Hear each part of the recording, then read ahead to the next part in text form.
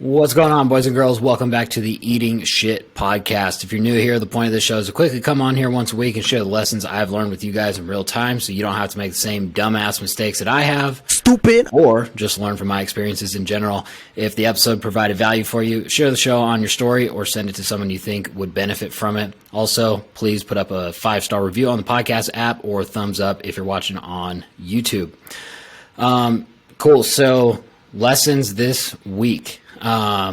So if you guys have been following this podcast or the feekiflips YouTube channel, you guys know that we have been, the last couple weeks, we've been basically working on entering another market for wholesaling.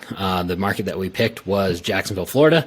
So like the last, I guess, 3 weeks now, but 2 weeks prior to this, we've been really just setting up all of the tech and getting all the marketing stuff in place so we can really hit it hard this last week and start marketing there. And we really took a couple weeks so we could really get set up and just basically expedite the process to start doing deals immediately. I went over last week, or maybe it was one of the vlogs, I can't keep them straight, but I guess fitting since I'm wearing the results-driven shirt. That is Josh and Tiffany High's education company. They're out of Ohio. So I actually went to their 2-day event back in August, and they are like the king and queen of like systems for a real estate flipping or wholesaling company. So I picked up a lot of good stuff there, and they run like a phone sales team. Basically, they don't really go in person at all to the appointments. They just close over the phone.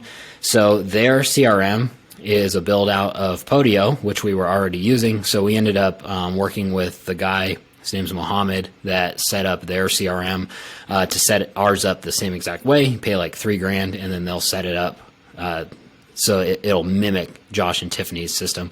So it's really, really good for like a phone sales team, and it's already set up to handle multiple markets, and it's really cool how it works.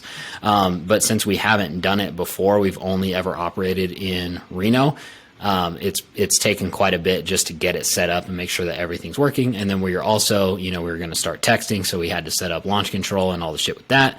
We had to hire another cold caller. So there's been a lot of stuff just to get into place so we can like immediately hit the ground running and not have the entire company on fire because like the tech's not working, or, people are calling back in off of text and like the calls are getting missed or all this shit.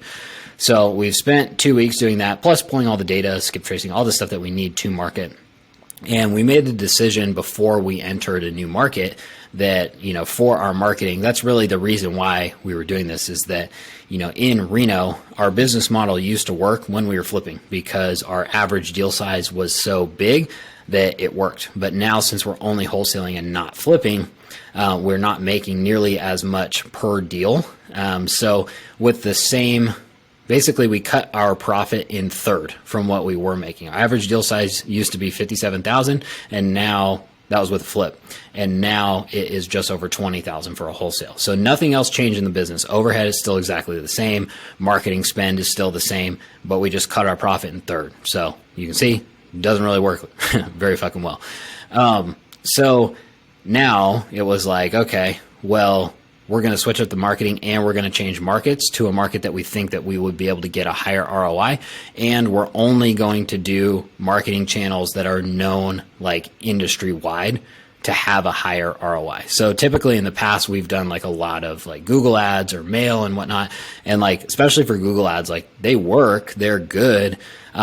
But the ROI is much lower on average than a channel like cold calling. But it's give and take, because with any type of marketing stream like, TV, radio, Google ads, anything where it's expensive, you're going to have the best quality leads coming into the CRM with those channels, because those are people that are actively seeking you. They're calling. But the inverse of that is it's really expensive to do it.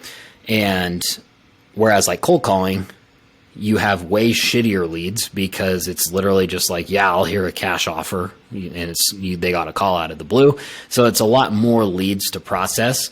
But, just industry wide, people make a better ROI on their marketing for those cold channels. So we decided that, okay, we're just going to do the higher ROI stuff and we're going to switch markets kind of at the same time. So we did that. But with those channels, that's basically just cold calling and cold texting. Now we decided, okay, Jacksonville's it. Actually, our first choice was Oklahoma City. And then, I just Googled Oklahoma, or like wholesale in Oklahoma or something. First thing that comes up is that it's illegal. And it's not illegal to wholesale there, but it is illegal to wholesale without a real estate license. And so I just became unlicensed here in Nevada. There's all this like bullshit that you have to deal with when you're doing what we do if you are licensed, because one, you're held to a higher standard, which is never the problem. The problem is other agents all the time. And I personally have gotten several complaints to the MLS, to the real estate division, to my broker, who the fuck knows else. And I only did something wrong one time, and that was I violated a marketing law, which I didn't know about.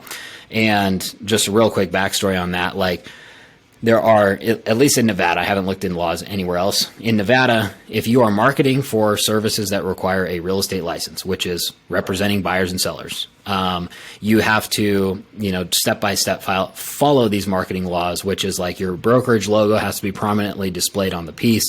Your license number has to be there, full name, all this other stuff. Now there is a separate statute in NRS that is saying, like, if you are marketing for services that do not require a real estate license, like buying houses, that's exactly what we're doing, but you are a licensee, you have to disclose you're a licensee. That's what it says. It's like, okay. So I just didn't know about that law. So the first time I got a complaint, it was legit, because on our mail, I didn't have any disclosure on there. It just said, hey, my name's Alex and I'd like to buy your house. So this guy, I know exactly who it was because he submitted an anonymous complaint, but with the anonymous complaint, he submitted the piece of mail that was the cause of the complaint. And I just looked at it on our list, and sure enough, the guy who owns that specific house is a broker here in town. So I know it was fucking him. He's just too bitch to submit his name with the complaint. And, but I was wrong in that instance. But I've gotten several complaints after that, even though we added a disclosure at the bottom of each mailer that says Alex FEEKI is a Alex FEEKI is a licensed real estate salesperson in Nevada with eXp Realty, license number, whatever.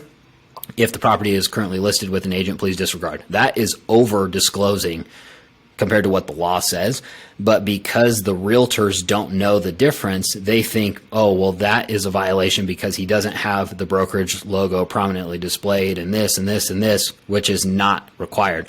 So it's just brain damage to try to have to deal with this stuff all the time. And I don't use my license anyway, so got rid of the license. Now in Oklahoma, you can wholesale, but you have to be licensed, at least to publicly market your equitable interest in a property, which is what wholesaling is in legal terms. So we could still do it if you just do like the VIP list. You're not publicly marketing it. You're just going down the list and calling your VIP buyers. But at the same time, it's like, well, we're doing this to try to get the highest ROI possible. So do we want to not publicly market our deals and just do the homie hookup on every deal? No, that's stupid. And we don't want to be licensed there because we'll be right back into the same position we are here in Nevada. So we got rid of OKC first. And then number 2 on the list was Jacksonville, Florida. So we decided to do Jacksonville. We go all in. We get all the numbers. We buy the data. We pay for the skip tracing for the data. We get all of our tech set up. And then Wes, my partner, found out that Florida has actually a mini TCPA law. And so for those of you that don't know, the TCPA law federal is like the do not call list stuff. So like basically you can register, anyone can register on the do not call list. And then people who are doing phone sales, no matter what the service is, are not supposed to call you. And if they do, it's a violation and you can like sue them and all this shit. So, all of our data is legit. We scrub it with the do not call list. So it's all fine. And then Florida has, they call it the mini TCPA law, but it's just a statewide thing. And the definitions are much more broad than are on the federal level of this law. And basically, like, Wes is much more by the book than me. If it was up to me, we would have just been fucking doing it. I wouldn't even have known about the law. And then, if it's up to him, we can't do it at all. So we work together on that stuff. But what ended up happening is that, like, we reached out to people that are in our business in Florida. No one fucking cares. Everyone does it anyway, which is like kind of the name of the game with a lot of wholesalers, whether they're like big or not. Like, a lot of them just don't fucking care if what they're doing is legal, or by the book or anything. So that doesn't surprise me at all. Like, we know a lot of people that operate in Florida. We know a lot of people that cold call, cold text in Florida. None of them give a shit. None of them have been in trouble for this. But we do know a couple people that have had a TCPA lawsuit out of Vegas and Tucson. So we talked to them, both of them, and both of them actually fucked up. They just didn't scrub their data with the do not call list. So they ended up calling a litigator, is what you call these people. And the litigators are basically the same as those videos that you guys have all seen about the police auditors, where these guys will go film in a place where, like, it's legal to film, but it's kind of suspicious. So then people call the cops, and then the cops show up, and those guys are hoping that the cops like violate their First Amendment rights or whatever. So then they can sue the police department. And like, they literally make a living doing this. The litigators are much the same way, where they sign up for the do not call list, but then a lot of them will just keep registering these phone numbers, hoping that someone will call them and the data is not up to date yet. And then what they do is they'll fish for the information. So like, you get on the phone with them, an example, hey, do you want to sell your house? And they say, oh yeah, I would be interested in that. And they act like they're a seller, and then they drag it on long enough and be like, oh, what company are you with? And then you say the company name, and boom, they got you. And then now they have the company name, they have proof that you called them, and so then they sue. And like, each violation in Florida is only like $500, but the real risk here is a class action lawsuit. And that's how a lot of these guys do it, and the attorneys as well. And it's $500 per, it's either $500 per phone number or $500 per text or person or something like that.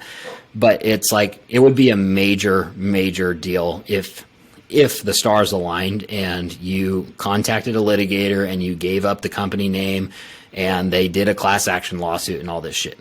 So, and then we even reached out further to someone that is in TCPA compliance in Florida, and they basically said, like, don't do it. Like, it's not legal what you're doing. And it's not even the do not call list thing there. It's even further than that. Florida's like broader definition literally says that you cannot reach out cold using automated dialing technology. And like, at the federal level, it says the automation is like I guess there's software that just dials random numbers. That's not what we're doing. We have like a list of homeowners with their phone numbers. The Florida definition is an automated dialer, which is what everyone uses for cold calling. So you don't have to sit there and like type in the number, deep, deep, deep, deep, deep, deep, deep, call. Oh, they didn't answer. Deep, deep, deep. You dial 3 people at one time. And then as soon as someone answers, it hangs up the other 2 lines. Like, it's what everyone uses. So according to the Florida law, and according to these people that are TCPA compliance attorneys in Florida, they said, no way, it is illegal. So obviously a lot of people do it, but it's a bummer. So we talked about it yesterday. So like, this whole week we've been trying to get some clarity on that, and we've literally just been sitting here cold calling our Reno data instead of doing Florida, even though we have everything set up for it. So we've been doing that. And then we've been waiting to hear back on this, but we kind of knew that that's what was going to happen, especially when you talk to an attorney. They're always going to err on the side of caution for sure, but they said, yeah, like, absolutely no way. So now we're going to do a different market. It'll be much easier to set up this time, since our shit is already set up. We just have to buy the data, buy the phone numbers, and we'll be ready to go in 2 days this time instead of 2 weeks. So next week I think I already know what the market is, but I'll just tell you guys next week once we're actually doing it. But really, the lesson with that is that it's a Alex Hormozy quote. And if you guys don't listen to his shit, you definitely should, because he's fucking wise beyond his years in business. And I'm paraphrasing the quote, but Wes actually just sent it to me this morning. But I heard him say this on a podcast I was listening to a few weeks ago. And he says it's some of the best advice he ever got, and it was for his marriage with Layla. But he then says, obviously this is relevant to a business partnership as well. He said anything when you're working as a team, it was like, if you don't agree, don't move forward. And he said that's some of the best advice he ever got. I think it was from like a pastor or something for their marriage. And he said that has like saved him a lot of heartache and a lot of headache with the marriage and business decisions and business partnerships. And it was funny because that's kind of how I treated this yesterday. I just didn't really notice that until Wes sent it to me again this morning. And, you know, we were talking about it. And like I said earlier, you know, if it was up to me, I'd fucking, who cares? Like, let's just do it like everyone else is doing it. But it's one of those things that it's not a problem until it is. And when it is, it's a big problem. And at that point, I would be wishing that we didn't do it. And likely nothing would ever come of it, especially since so many people are doing it. It's very unlikely that we would get hit, and we have everything set up for cold calling, just because cold calling in general, you know, people just get mad, even if you're not doing anything illegal, if they're not on DNC or whatnot. We have everything set up that, you know, if you called back, it's kind of like an anonymous thing. It's just like, hey, sorry, I missed you. It's not going to the company thing. It's all set up like that because people will like leave you bad reviews, and people are just fucking weird. And, but it could still happen. And more important than that, like, I'm not married to Jacksonville or Florida as like the end all be all market for this shit. And it's like, that wasn't even our first choice anyway. And really anything in our top 10, it's just splitting hairs to make the decision on where to go. And we're going to be going to more than one market anyway. So I don't really care about Florida. And Wes is like, I don't want to be starting something and then like basically losing sleep over it, that we're like doing something wrong or like something could happen and this and this and this. And it's like, for me, that's super important that like he is on board with 100% with everything that we're doing, especially right now, since it's been a tough time for us. So it's like no brainer for me. Like, I need to make that concession and we need to go to a different market because like, yeah, it sucks. We wasted 2 weeks and we wasted like $3,000 on this, you know, skip trace data that is now useless for us. And we'll have to waste a little bit more time getting reset up, a little bit more money, getting new data and all this stuff. But it's like, do I hold my ground and be like, no, like nothing's going to happen. Like, it's fine. You're being a pussy and stuff like that. And now for the next 6 months, a year, he's fucking worried all the time about what we're doing, and he's not 100% committed. He's kind of got one foot out the door because he's not comfortable with what we're doing. Or do I make the concession, eat the cost, and then we switch markets, and then he's 100% on board because he's not worried about us getting sued? It's like, when I looked at it like that yesterday, I was like, well, that's a no-brainer. And so that was the lesson here, that's like, you know, don't move forward unless you agree, because like the other person is not going to be on board and it's just going to cause problems down the road. So hopefully you guys can take that in the future and do something with it when you have a decision like that. Couple wins this week. We closed one wholesale earlier in the week, small ones like $7,700 or something, but it was good. We had to get a price reduction on that one. Rehab was heavier than the seller let on, and she's out of state and didn't really know anyway. So tough call for Kyle to make that price drop, the price reduction call, but he got it. We ended up wholesaling it and made a little bit of money on it at least. So it's good to keep that one alive. And then we also locked up 2 more deals this week. Kind of dog shit inventory. Both of them are like older manufacturers, and one of them could probably be rehabbed, but it's pretty fucking bad and it's been moved. So, you know, that's just a type of inventory that not a whole lot of buyers want to buy. They're always tough to sell anyway.